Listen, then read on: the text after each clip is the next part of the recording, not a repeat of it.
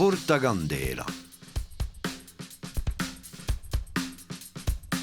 Per fare un bello portacandela ci vuole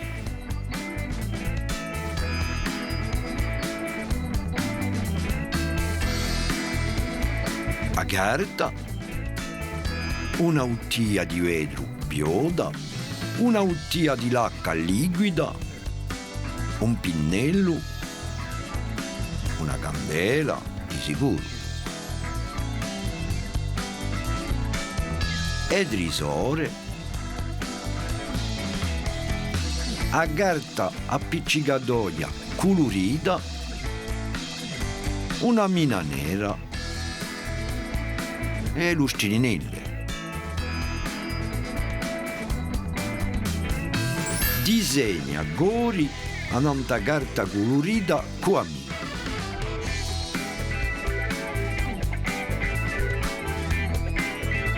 Taglia tutti i gori quadriso.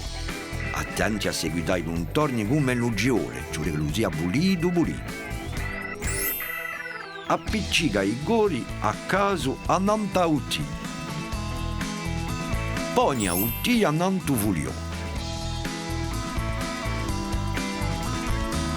Con pinnello copri a bottiglia di lacca sana. Lampa e lustrinella a un'altra bottiglia. Si vuole lasciare il collo di bottiglia senza. Caccia i gori da che non si ne vega che ha forma.